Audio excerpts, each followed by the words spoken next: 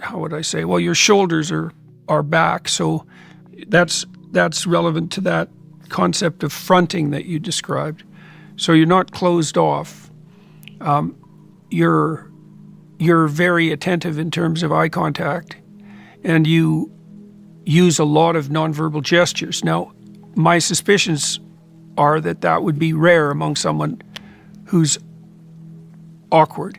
And so how would you say that you learned to let yourself use hand gestures, or did you actually practice? How much of the way that you're presenting yourself would you say is a consequence of conscious practice? Awkwardness shows up a lot of different ways, and this is one of my favorite topics. The stereotype about awkwardness is still less gesture, less attentiveness, lack of eye contact. But that's only one way that awkwardness or even social fear shows up. There's also awkwardness in bigger, more gestures, over-the-top gestures. And in fact, that's where I skew. So I skew quite high on the gestures. In fact, in nonverbal, I like to say there's always too much of a good thing. So I love a gesture, but if I had hand gestures for every single word, it would be interpretive dance. I love nodding, but I actually nod too much. I'm an over-nodder. So I skew very high on eye contact, gestures, movement, nodding. So I've had to just dial down a little bit. So it's always when people work with me, I'm like, okay, we got to figure out, where are you? Are you on the low end where we have to dial up to your comfort level, but we have to add a little more gesture? Or are you too high? So when I was, for example, let's take nodding. Nodding in Western cultures, actually most cultures except Bulgaria, India, and Pakistan, this vertical nod is a yes and a horizontal nod is a no. So we recognize this in those cultures as being affirmative or agreeing. Also, if the research shows that if I triple nod while you're speaking, you're likely to speak 67% longer. So if I want you to open up and I go, that tells you I'm here, tell me more. But if I'm in conversation with you and the entire time I'm, it actually takes away my competence. It makes me look like I am too agreeable or a people pleaser. So I've had to replace the nod with a head tilt because it's physically impossible to do both at once. So I had some awkward moments there where I was like, I have to nod less, even especially if I don't agree with someone. So what was happening for me on a personal note is I was over nodding, I was over gesturing, I had too much movement, and it was distracting.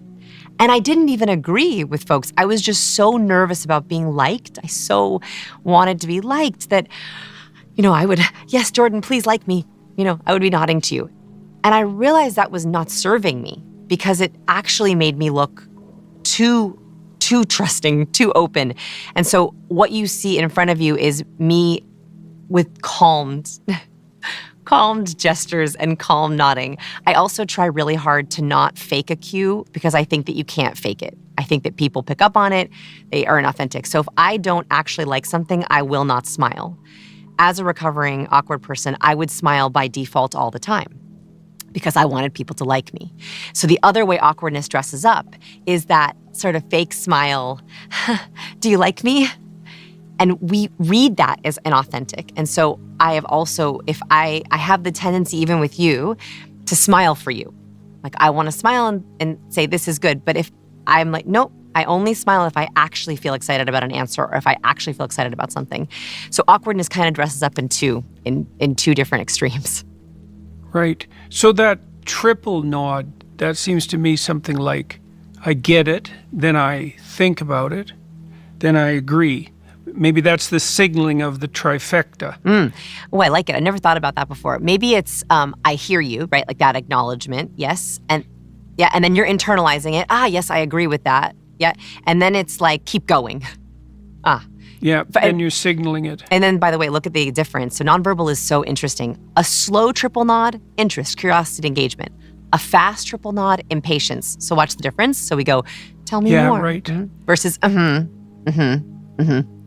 Yeah, get on with it, right? That's go. An indication to mimic my speed and to move more rapidly towards your goal, right? To be the same as this. Yeah. So that smiling too. Yeah.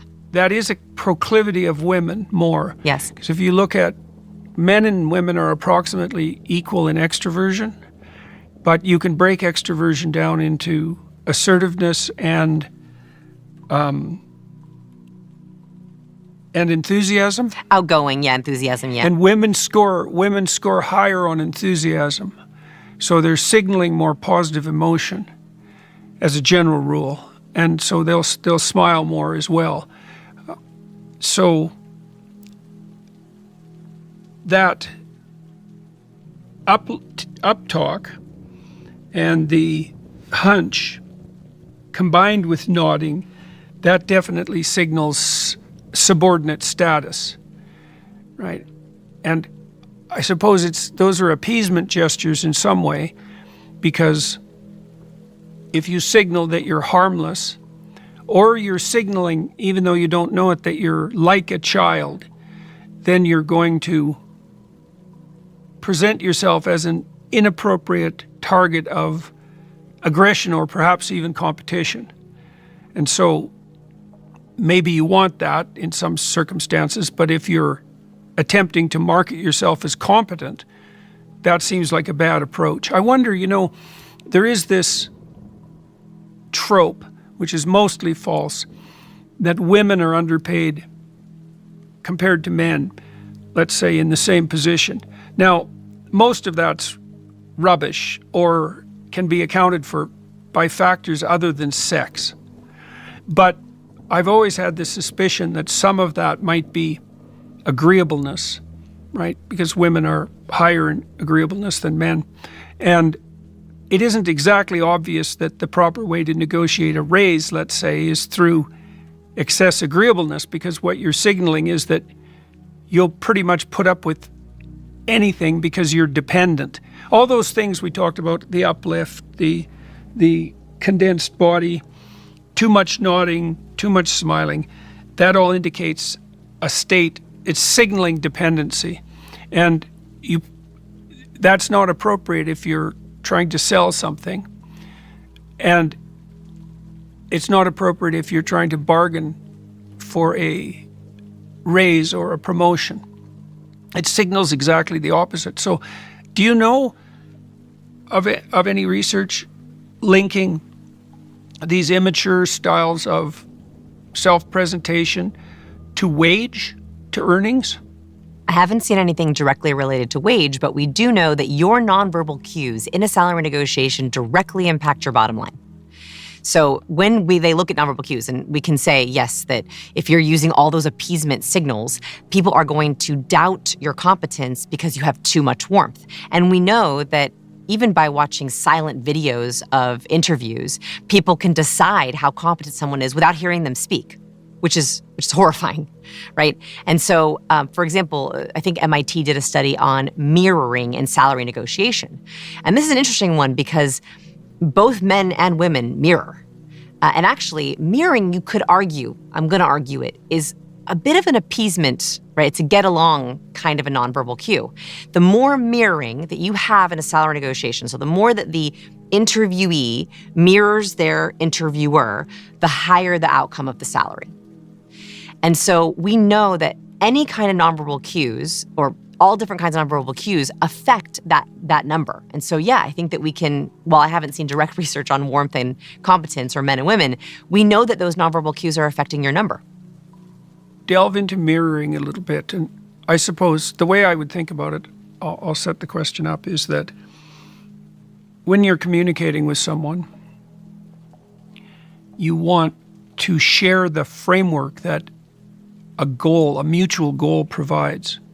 So you're establishing a little space where communication can take place, but it's in relationship to some mutually agreed upon end. Otherwise, you're imposing on them.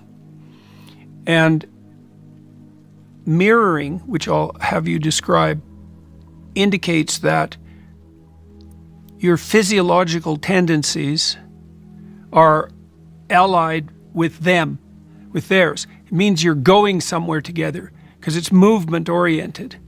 And so, but describe mirroring and suggest to people how you think it might be attended to and perfected?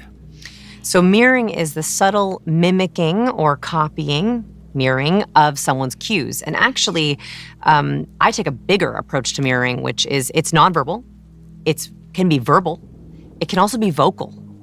And I like to think about it in all three ways. For example, if you're with someone and mirroring showcases engagement, alignment, and I say it's nonverbal respect. You don't have to agree with what someone is saying to mirror them. You're basically following their energy. You're saying, I respect you so much that I'm gonna align my verbal, vocal, and nonverbal cues to match you as a sign of respect. It's the same way where we dress up for a formal interview or we dress more casual for a casual interview. It's the same. It's a form of nonverbal respect saying, I'm meeting you where you're at, as opposed to you meeting me where I'm at. So we have three options with mirroring, and it's a very powerful tool. First, nonverbal. This is the most obvious one. So if you nod, maybe I nod, right? If you're leaning forward in your chair, maybe I lean forward in my chair a little bit more too. If you're making an eye contact pattern, there's different eye contact patterns, but if you're making an eye contact pattern where you brainstorm up here, you often see people will process complex ideas and they won't make eye contact because they actually don't want the oxytocin. They're trying to have full focus. And then at the very end of their statement, then they deliver to you. That's an eye contact pattern, and you can also use that if that feels comfortable. But there's caveats here. One, I never want you to use a cue that feels fake or inauthentic. It will come across as fake and inauthentic. So if you can match them and that feels good to you, great. Second, it must be subtle. The worst thing that we could possibly do is like Simon Says, they touch their face, you touch your face. You cross your arms, I cross my arms. Like that would be the worst. So this is a subtle following of energy. My second favorite way to mirror, and the one that I use the most often, is vocal. Vocal is an underestimated channel that we have to communicate. And we're already doing this subconsciously, and there's some beautiful research on this, but we tend to mimic the resonance of the most powerful person in the room without realizing it.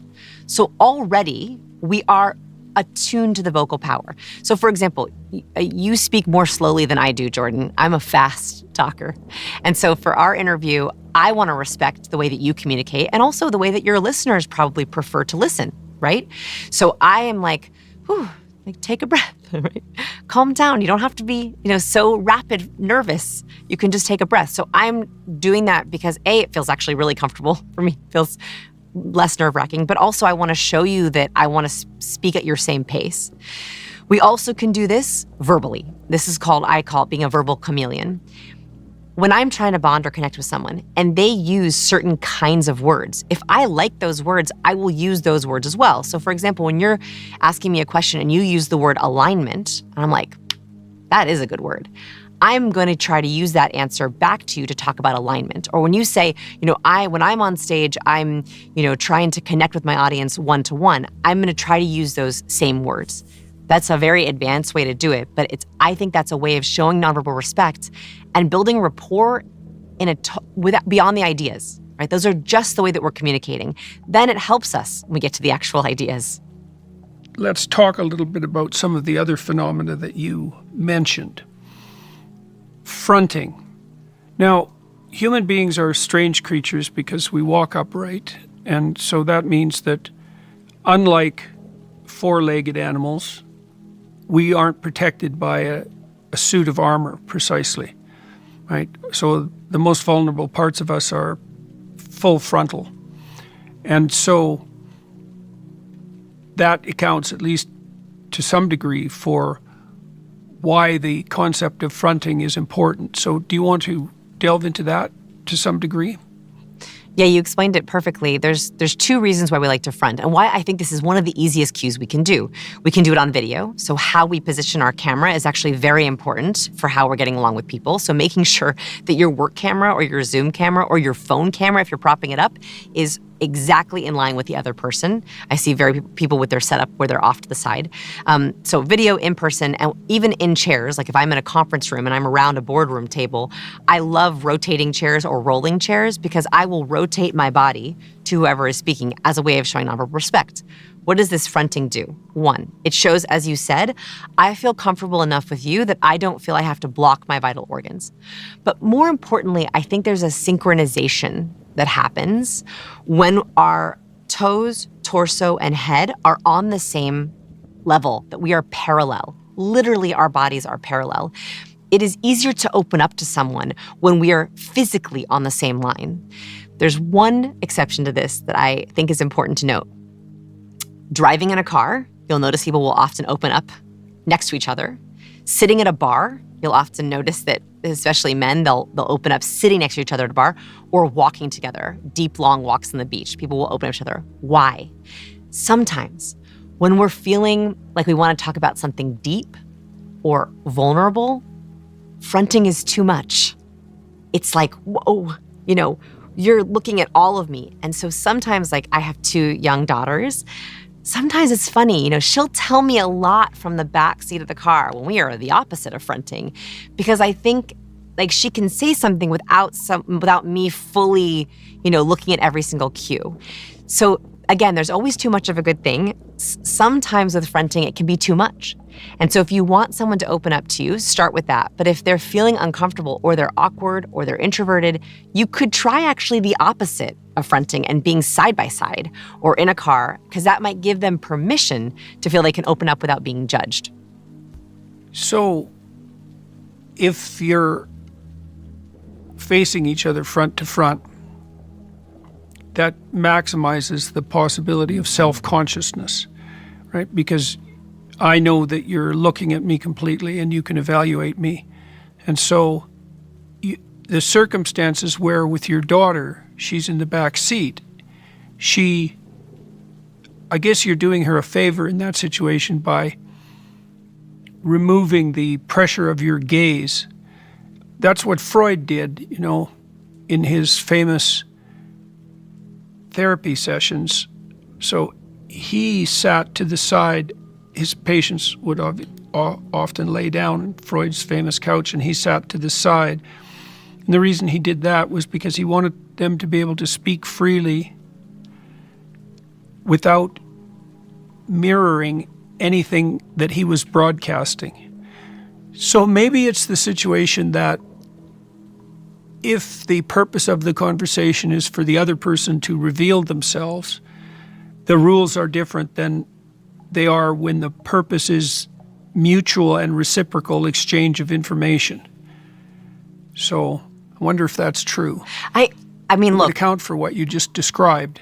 I don't want to make a hard and fast rule, because yes, of course, I want someone to feel comfortable, sharing something vulnerable. But I also want someone to share with me where I can read their microexpressions, where I can take a pulse of how they're doing nonverbally. So there's no hard and fast rule here. It depends on what your goals are. Freud's goal was to let people free associate, to let them open up without judgment, and to not bond with him. He didn't need the oxytocin for himself. He needed them to be focused and just free associating. That's a very different goal. Versus with my daughter, sometimes I do just want her to free associate and just tell it all to me. But there are times where I'm wanting to talk to her and I want to see, is her face sad? Is she blocking? Is she distancing from me? Is she all of a sudden leaning back? That's going to give me more nuance. So I don't think we can have a hard and fast rule, but what we can know is that our cues are changing how people treat us. Our cues are changing how people act. The positioning of our face, our body, the sound of our voice, it's going to trigger different effects in different people, and we have to be aware of how powerful those are. And I think if you're aware of that, you can choose your cues based on your context and your goals. So if you're in a job interview and you're using the immature strategies that we described, like a prey posture, up talk, too much smiling, what you're doing is you're there as a supplicant, and you're asking the dominant primate to bequest something to you. It's a favor. So you're using signals of immaturity to curry favor with someone who's dominant. Now, the disadvantage to that is that puts you in a subordinate position, and that can be a major disadvantage. That's a lot different attitude than a job interview where your goal is to portray your competence. Now, we could think a little bit about the different approaches there, because if you're the supplicant asking for a favor, you're not bringing anything to the table except the potentially implicit promise that you would return the favor, right? And so the job that you're being offered, or the raise or the promotion, that's now a favor. Whereas if you configure your attitude to indicate competence, what you're doing is signaling to the person that you're talking to that you have something of value to bring to the table, and that it would actually be in their interest to offer you what it is that you want. And it seems to me that that's a much more appropriate and successful negotiating stance, unless the person that you're negotiating with is also hyper agreeable and will give it to you just to be liked. That's quite unlikely, I would say, when you're dealing with people who are extremely successful, because they either don't need to be liked because they have enough people who like them, or they're not temperamentally inclined to go in that direction. So what do you think the best signals are when you're negotiating on your own behalf? And what mistakes do you see, in addition perhaps to the ones that we've been describing? Yeah, well, when you're going to interview, and you said it, I think, exactly right, is competence is going to be incredibly important for worth and your value, right? Showing I have the skills to bring to this job, and we pay for skills. But there is a time issue here, and the research shows that when we first meet someone, we're trying to quickly answer two questions. Can I trust you? And can I rely on you? And they're chronological. Trust goes first, reliance goes second. So in an interview situation, or a date, or a meeting, you actually want to show trust first. High warmth signals in the first minute, 30 seconds. So high warmth signals that are good is if you're actually happy to be there, say you're happy to be there. I think you mentioned before you got on stage, you remind yourself that you're happy to be there, that they're on your side. Incredibly important, because exactly, you want to be able to say, I'm so happy to be here. Thank you so much for having me. Great, that's a genuine warmth. Second, visible hands. And I think this goes back to, our caveman days, right? When we were approached by a stranger caveman, we wanted to see their intention. Were they carrying a rock or a spear? So I recommend everyone have open palms upon first greeting. So you walk into the room or you hop on video. Nice to see you. Good morning. Oh, so good to see you. And then you reach out for the handshake if you're in person. Open palm literally shows, it signals to the other person's brain, I am not hiding anything. There's a reason why we say get your hands up. Palms show intention. So first few seconds, you're greeting with an open palm, and ideally a handshake if you're in person. That physical touch is the way we produce oxytocin. Second, if you feel happy, smiling, right? That's a nice warmth cue if you feel happy. Third, you're engaging in eye contact to produce that oxytocin. Okay, warmth, got it. Right? Like that's going to set the stage for, you can trust me, I'm not hiding anything, just from an innate perspective. Then you want to go into reliance. And there's this weird, I'll even say potentially awkward, few minutes in every interaction, especially an interview, where you're transitioning from warmth to competence. And that is called small talk. This is why there are books written about small talk, is because it is very hard to go from, oh, it's so good to see you, thanks so much for having me, tell me your greatest strengths.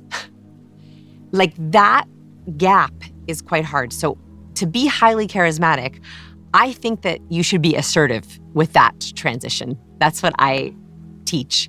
Okay, to be assertive, we're gonna break a social script. This is one way that we signal both warmth and competence. Do not say, how are ya? Do not say, how's it been going? I can tell you, you will socially script them. You engage the brain in, this is an autopilot interaction. So if you ask your interviewer, so how are ya? And they say, oh, this is what they'll say, good, busy, but good. Yeah. You've just shown them that this is gonna be like every other interview. And part of this is like breaking those scripts. So do not ask that. You're gonna ask for a positive primer. You're going to try to cue with something positive, borrow excitement from other areas of their life. So you can ask, what's good today?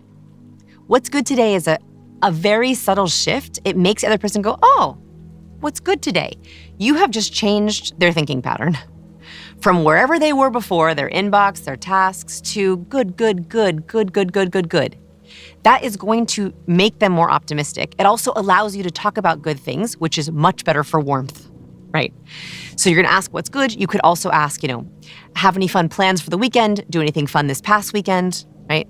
I have a little joke that I like to share that is useful, where on Mondays and Tuesdays, you can ask everyone you meet, did you do anything fun and exciting this past weekend? On Thursdays and Fridays, you can ask, have any fun and exciting plans this upcoming weekend? And on Wednesdays, you just don't talk to anyone. Works great. Or you could ask, have any fun and exciting plans this week? So you're breaking the script, which creates a little bit of warmth. Then you can transition into competence with your answer. Because what they're probably gonna say is, how about you? Or tell me about your week. You should be ready to go with a story that shows a little bit about your behavior, that transitions into your prep for the interview, right? Like prep is a competence cue. And then we can go into nonverbal competence. Nonverbal competence is purposeful gestures. So no accidentally touching the face. We really don't like that. There's Cornell research that looked at behaviors that trigger feelings of mistrust. What's hard about this research is we have to be very careful. These aren't actual cues of deception. These are cues that people perceive are deception. So if you accidentally do them, you are triggering feelings of mistrust. They are touching the face, touching the body, blocking the body, or distancing, leaning away or leaning back. Those behaviors, they tend to feel like disengagement. People don't like them. So you want to make sure that you're doing the opposite of those things. You're still, unless you're using explanatory gestures, you're not doing any kind of self-touch. Self-touch is either a flirtatious courtship behavior or it's an anxious self-soothing behavior, pacifying behavior. You want to make sure that you are on your plane, on your level plane, or you're leaning in when you feel something important. You're not leaning back or distancing or taking a step back. So in that way, we can then begin to build our competence cues, and then we answer really competent on top of that. There's a lot there. One of the things that I was considering while you were laying out those observations was that your nonverbal behavior is probably dramatizing and then signaling your interpretation of the place as a drama. So let's say one of the things you might ask yourself, for example, when you go to speak to your boss for a raise, it might well be worth asking, who is this boss to you? What's your narrative about them? What's their characterization? And who are you in relationship to that figure? Because otherwise that's going to take place unconsciously. And so if your boss is intimidating and terrifying and you adopt the role of supplicant because that's your conceptualization, then you're going to dramatize that with your nonverbal behavior and indicate it. So you want to get your attitude right so that you're playing the right game. And so what's the right attitude to have towards your boss? Well, if the situation is kosher, if it's set up properly, then you're each playing a mutually beneficial role in relationship to some shared end. So even though that person might be superordinate to you in the hierarchical position, that doesn't mean that you have no value or that you have nothing to offer. And so what behaviors are indicative, this would touch on the issue of competence, what are the behaviors that would be indicative of the fact that you have something to offer? Because you're approaching a position of equality when you adopt that stance. I mean, when I was coaching people to accelerate the growth of their career, I encouraged them to make the requests that were in line with that goal, to actually let the boss know that they were interested in adopting more responsibility. It's a very different idea than I'm interested in having more money. That's not relevant. Everyone's interested in having more money. So if the role of your boss in your raise drama is bestower of money, you're not going to get anywhere, because the proper attitude of any boss is, well, everybody always wants more money. So that doesn't make you unique, and it certainly doesn't indicate that you're bringing anything to the table. A much more appropriate strategy is to put yourself in a position genuinely that where your services are both vital and productive, and then to indicate that. And maybe this gets to the core question that we opened the conversation with, is how do you know when your nonverbal signaling, which would be the drama that you inhabit, is counterproductive?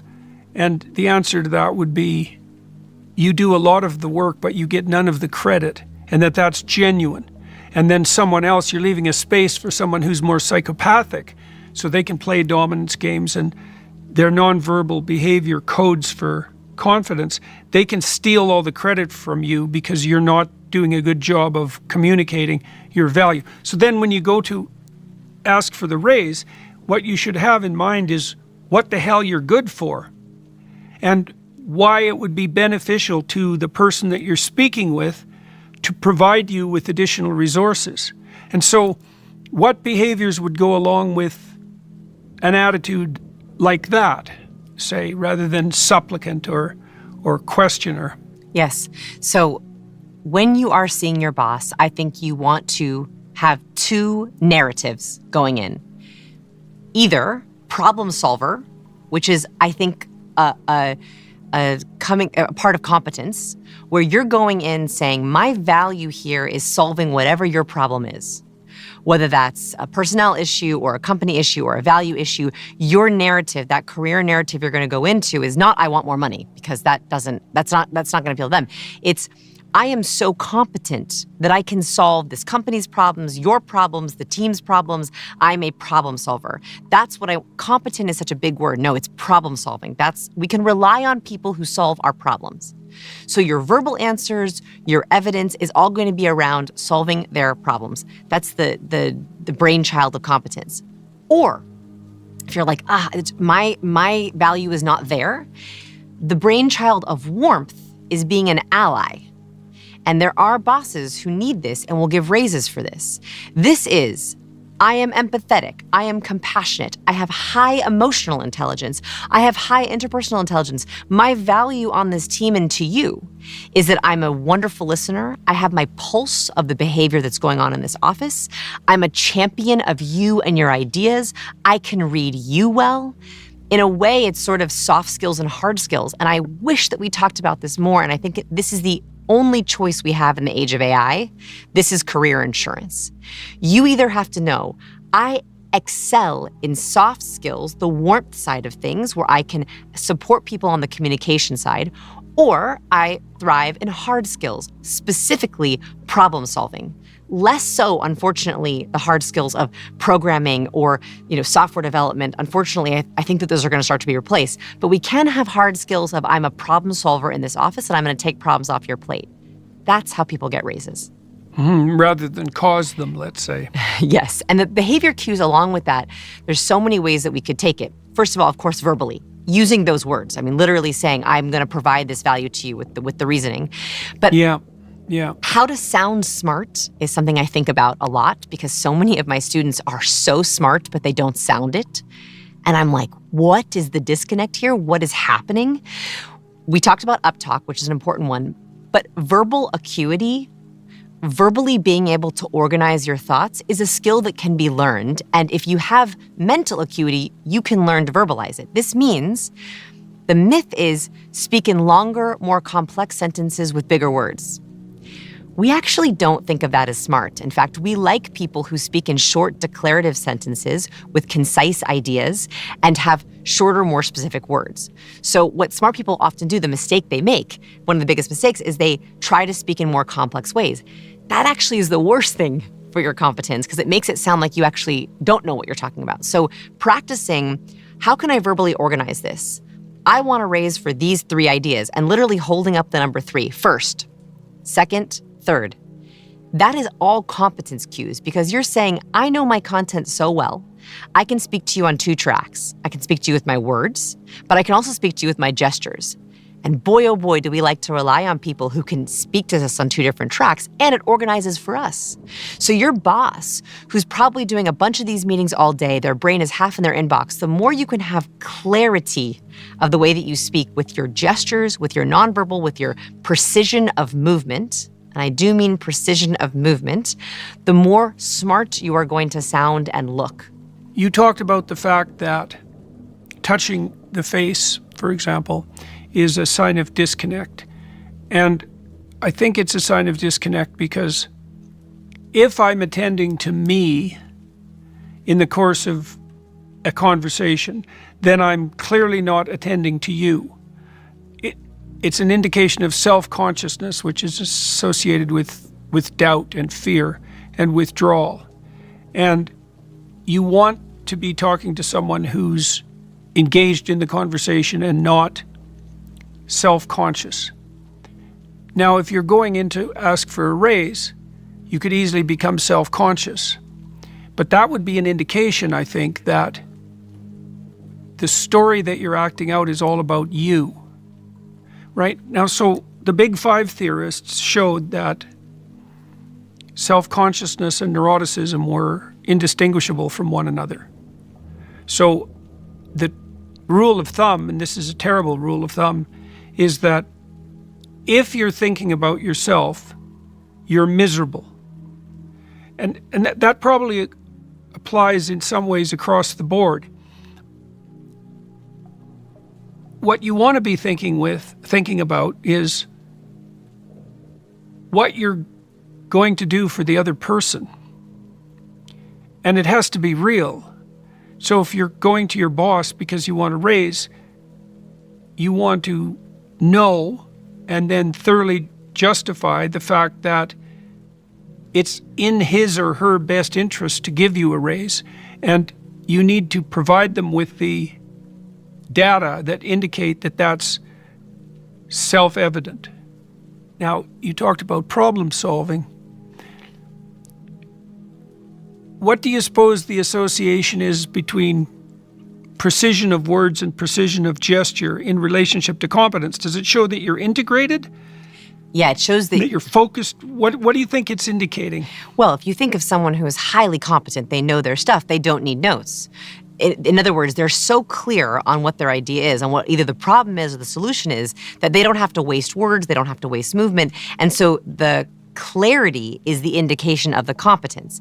That is why when people are long-winded or they are obfuscating the idea, you're like, I don't know if they really know what they're talking about. And so clarity, I think, is a symptom of competence. And that's why you said, if you need notes on stage, you don't know your stuff well enough. It's the same thing, I think, when we're talking to a boss. Someone who has a clear idea of the problem and a clear idea of the solution, and, by the way, this is the most overlooked one, knows what they don't know. You can also have clarity around what you don't know, right? We're like, I can rely on you. So you don't have to know everything, but you have to know what you know. So that when you have precision of word, you're able to explain the problem, the solution, and then you can say, the biggest question is gonna be blank. Here's how I wanna solve that. What I don't know is this, and here's how I'm gonna find out. That way you're showing, I know every aspect of this problem, even what I don't know. Right. Well, if you're confident in what you don't know, what you're doing is indicating to the person that you're communicating with that you know the difference between your ability and your lack of ability, so you won't overstep. But it also indicates that you're confident enough in what you know so that you don't have to exaggerate it. And that indicates that you genuinely value what it is that you don't know, and you're not set back on your heels by the fact that there's many things that you have to learn or still can't do. I also think, I love narrative identity, and we're just kind of close to that topic. So if I can bring it up here, we also love people who have a clear idea of their own story. And so I think that going into your boss, going into a meeting, and knowing how your identity fits into this role and how you think it's perfect for it is really important. That shows a kind of confidence that we really want in people. I also think from a mindset perspective, it's important to go into your interview, to walk on stage, to walk into a date, thinking you are lucky. I believe in the power of luck. And if there's a mindset routine I could suggest gently to folks. I love a power pose, sure. I love, jumping up on a trampoline, that's all great. But actually, I think the most powerful mental warm-up you can do is reminding yourself of how lucky you are. The luck factor has a major impact on how we come across. If you feel lucky as a person, it makes you feel more confident, it fits into your narrative, and we like people who are lucky. And so I think that having that idea that you're the perfect person for this position, you're in the perfect spot to get this raise, you're in the perfect role to be there for your boss, that perception is also, I'm a high neurotic. And so I have trouble convincing myself to be optimistic. It just doesn't really work for me, but I can very firmly believe I'm lucky. And so I think that luck is sort of a side door into that optimism that we really need in the confidence in these interviews. Do you think that that's luck, or is it better characterized potentially as gratitude? I think right it's now, both. Gratitude is the opposite of envy. Well, gratitude means that you've searched the narrative territory with regards to the characterization of this event, and that you've found a place to stand where you're fortunate and pleased about it. Because you could be terrified when you go in to ask for a raise, or you could think, I'm fortunate to have a job. I'm fortunate to be able to communicate with my boss, and I'm fortunate to be in a position where I could ask for a raise or a promotion, so there's some possibility for advancement where I sit, and then you're going to broadcast that. Well, this is a very personal thing, so if you don't relate to it, that's fine. But I think that gratitude, in a weird way, reminds me of a scarcity. So if I think I'm lucky to have this job, I'm lucky to have what I get, it almost makes me feel like I need to settle for what I have. Versus luck, I feel a lot more opportunity. There's abundance. If I say I'm a lucky person, there is an outward focus of maybe there's more luck to be had. Versus if I do a gratitude exercise, it's almost settling. It's almost like, hey, you're lucky to have what you have. I don't know if you should ask for anything more. Be grateful for the role that you have. And so emotionally, there's a very subtle difference in the gratitude exercise versus luck. I love being grateful, but there are times where I think gratitude can almost stifle opportunity. Mm-hmm. Well, so maybe what you're pointing to is the idea that you should be grateful for the opportunity. There you go. Right, because that would take away that danger of presuming that you should be satisfied with what you have only. Right, I'm satisfied with what I have, but I want more. What? I want more opportunity. I want more adventure. I want more responsibility. I can do more. Right, I want it. Yeah, exactly. Yeah, I can do. Yes, and I think that that's the attitude to walk into. I can do more. Right, I can do more, and that would be good for you too, to put me in a position where that was the case. Not least because I would take a variety of potential problems off your plate, and because certainly bosses are looking for that all the time, and enable you to do what you're best at more effectively. Right. Let's talk about first greetings, first impressions. So I meet many people after my lectures. I have a meet and greet. So I've probably shaken hands with 20,000 people in the last 4 or 5 years, maybe more than that. Could be 50,000. I'd have to do the mathematics, and I also learned to pay attention to this as a therapist, because you want to put people at ease relatively quickly. The first impressions matter because they set the stage, right? So when someone new walks into your office, if you're a therapist, you don't want to be thinking, oh my God, here comes another panoply of problems. You want to be thinking, this is going to be interesting and hopefully I can be helpful to this person, and I'd like to do that as quickly and efficiently as possible, and it'd be good to get the ball rolling. That's a good initial prayer, you might say, to sort yourself out. Now, when I watch someone approach me to shake my hand, it's like the introduction to a dance. And so you have to specify the space. So I guess you use your eyes and your body. You turn your body towards the person. You make eye contact with them. And that defines a shared space right away. And then I match my tempo to their tempo. So people will have a characteristic pace at which they approach, and that's like the rhythm of their apprehension. And if you put your hand out at the same rate they put their hand out when you shake hands, then you've indicated that you attended to them enough to adopt their tempo immediately. And then you shake hands with a firm grip, but you modulate that. Like you should have a default firmness of grip, which should be tight enough to pick up a relatively, let's say, I don't know, a 10-pound object, something like that.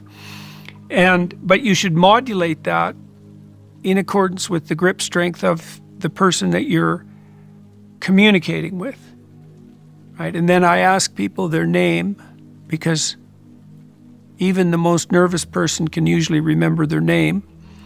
And then I tell them that I'm happy that they're there and pleased about that, and I mean it. And then that usually establishes a little bit of instantaneous intimacy, and both players can walk away satisfied with the interaction, even though it's brief. So tell me about introducing yourself and what's most effective in that regard. I also wanted to share a little tip that I learned from Jerry Seinfeld, the comedian, who said he meets thousands and thousands of people, and because he's quite famous, he tends to intimidate people, which I don't know if you have that with folks. He has a trick he uses where he finds if he asks them too big of a question, they get too nervous. Name is good. He always then asks a numbers-based question, because it kind of accesses a part of the brain that is very logical. So he'll say, how long have you been married? How long have you lived in Toronto? How long have you been here? How far away do you live from the venue? He asks a numbers-based question, which is like a way for them to sort of find themselves to then be able to tell a story about their marriage or about how long they lived there or how long it took to get there. So that's a little tip for anyone who is talking to a nervous person. Sometimes numbers can be good. You know, it's funny, you walked me through your introduction process, and there's one piece that you missed for awkward people. So for awkward people like me, there's a terrible moment that happens between eye contact and greeting, which is, are we gonna handshake, hug, cheek kiss, or fist bump, or wave? And for an awkward person, I agonize in those first few seconds. And if you do it wrong, you're gonna end up in an awkward side hug. And so what I say to people is, I actually don't want you to match them in terms of the greeting. I think it's better to be the assertive one and show them the kind of greeting you want. So if you want a handshake, clarity of signal. We know that human to human, if I'm gonna stick my hand out towards you and slightly blade my body, I want a handshake and I'm coming in for a handshake. If someone doesn't want a handshake, they'll go like this, they'll wave at you. And then you can change to, oh, yep, good to see you. So if I want a handshake, I'm coming at you the moment I enter the room. I am, morning, Jordan, it's so good to see you. I'm so happy to see you, even if that means I am holding it up. So clearly signal, this is a handshake. If you want a hug, and this is for huggers, please, please Keep this in mind. Not everyone is a hugger, and you don't want to be stuck in the position of someone going, and freezing up, of creating that kind of prey behavior. So what I recommend, if you want to hug, do the open palm. We recognize universally if someone's coming at us with two open palms, they are coming in for a more intimate embrace. If you see fear in their eyes, so the whites of their eyes, upper whites of their eyes show, or they take a step back or taking a deep breath, I want you to pivot to, so good to see you. So you're gonna start off by showing that hug cue, you're coming in for the hug. If they immediately reciprocate it, great, you're good for a hug. If they either freeze, hide their hands, slow down, or show the fear response, you should then change to a handshake. Those 2 seconds, you have given them a gift of being clear with the kind of greeting you want, and you're gonna get more oxytocin from it. If unwanted touch happens or awkward touch happens, it's worse than having no touch at all, because you're actually gonna create cortisol. We're gonna make someone stressed, or adrenaline, even worse. So getting ready for that first touch is a really critical piece. And then a couple notes on the handshake, because I think I learned growing up how to handshake. Like, my dad sat me down and said, here's how you handshake. But I'm noticing a lot of my younger students, they haven't had the handshake lesson and they're handshaking less. So if I could share, there's a mechanics to a handshake, which is you always wanna offer vertically. So up and down, thumb pointed towards the sky. You never wanna offer your hand up, it's a submissive gesture. You never wanna offer your hand palm pointed down, it's a dominance gesture. So you're gonna offer it vertical.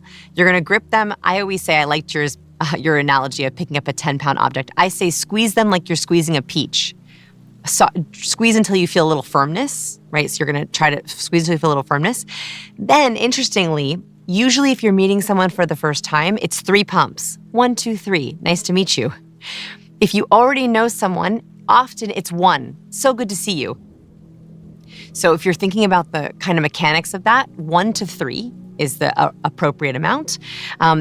Save the double clasp for extra warm. So a lot of politicians will do that, the double clasp over. That's because it's sort of double the oxytocin. It's on the way to a hug.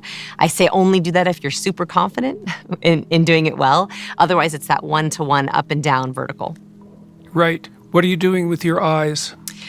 I like to make mutual eye contact during the handshake, but I don't want to make 100% eye contact in the first few minutes of interaction. That's a myth. I think people are told, make more eye contact. And eye contact is good, but 60 to 70% is ideal. 100%, 90% eye contact is considered invasive or territorial. It's actually like a pre-fighting kind of a cue. So make eye contact in those first few seconds, and then you can look around the room. Welcome, so happy to have you here. When you're processing, you should and feel free to look away as you're cognitively processing something.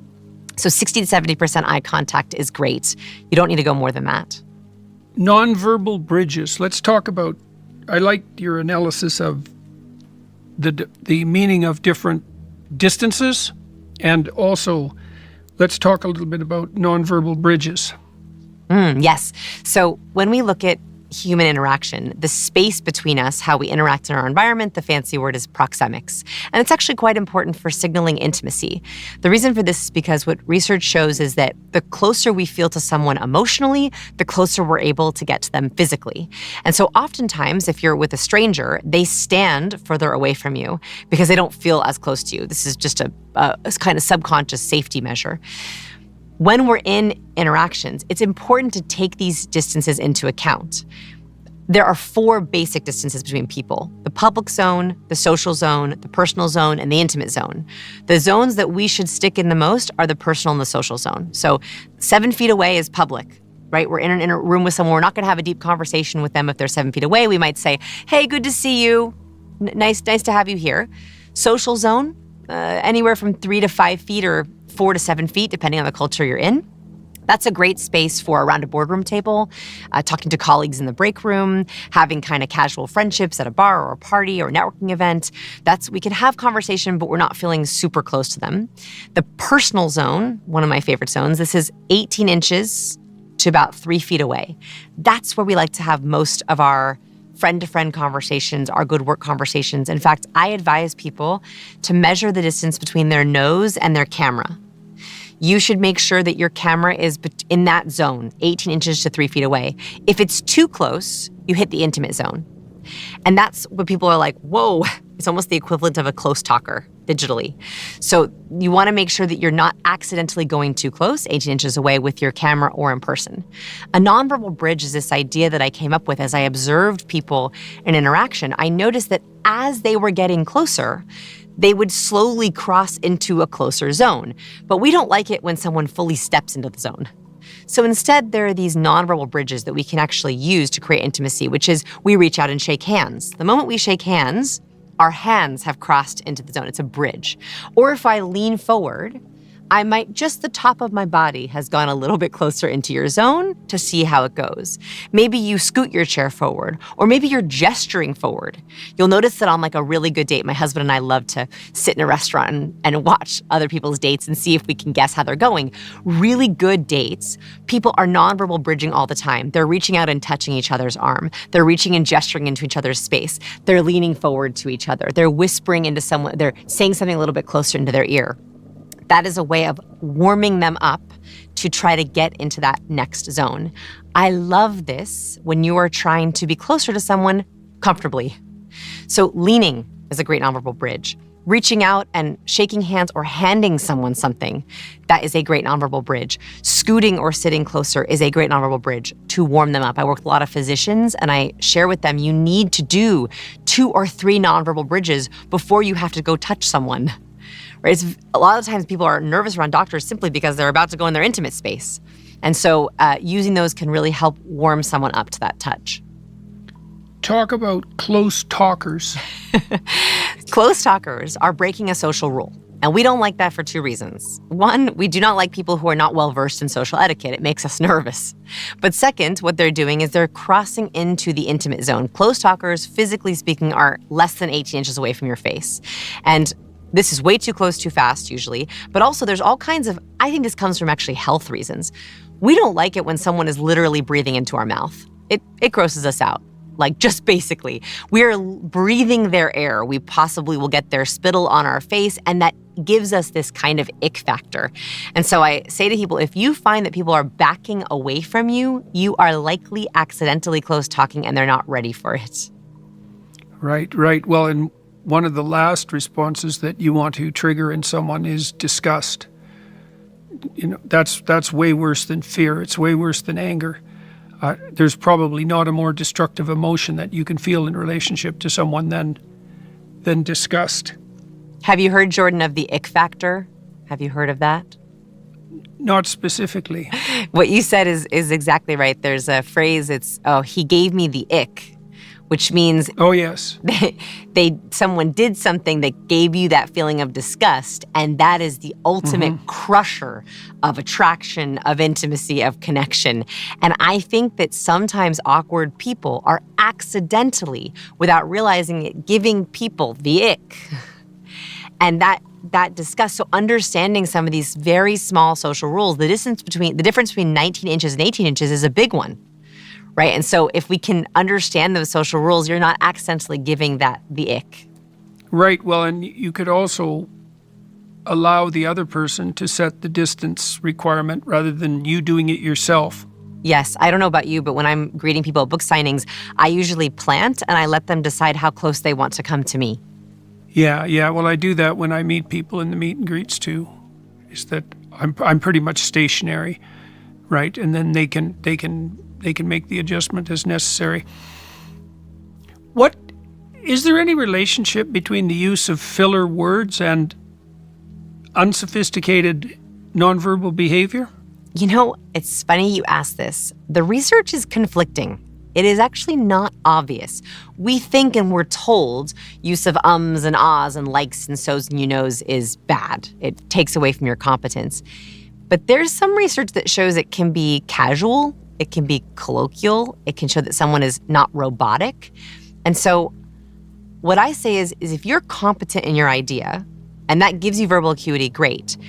But if you need to or have a like or a so you know, it's not going to destroy your credibility. Because sometimes we recognize as humans, they're processing for a moment, or they're gathering that story, or it's a habit. right? We have this nonverbal pet peeve. I know some very, very competent influencers who use a lot of fillers, and people still love them and trust them. So it's not a deal breaker if it's authentic to your brand. And I know that sounds crazy, but I think everyone has a personal flavor of charisma. And there are certain folks who have those as their nonverbal signature or their verbal signature.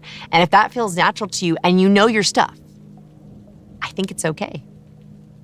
I wonder if it's a warmth indicator, but not a competence indicator. Yes, I think that, the pratfall effect, right? We know that people who make mistakes are likable. Well, I wonder, because I have struggled with likes and knows, what if verbal fillers are a pratfall effect verbally, where you're saying I know my stuff, but you're showing a little bit of humanity and warmth and vulnerability. It almost is like, this person is human and has mistakes, and I can trust them more. Right. Well, I guess the part of the problem with extremely high level of competence is that it's intimidating. Mm-hmm.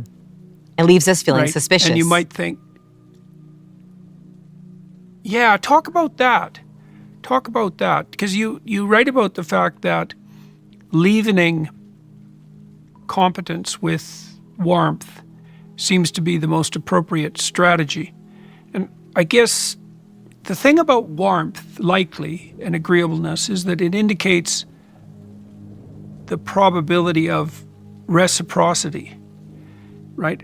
We're in this together. You said that if you signal warmth, for example, when you're speaking to your boss, then what you're showing him or her is that you're an ally that can be counted on. And that's different than competent in the mechanical sense. So the use of those fillers, that's a warmth manifestation. I agree. And I guess part of it is, go ahead. Yeah, I agree, because when warmth, the outcome of warmth is you belong here. You are safe with me. And that allows someone to open up, be vulnerable. I joke with my highly warm folks. So if you're very highly warm, you are constantly signaling warmth with your verbal, vocal, and nonverbal cues.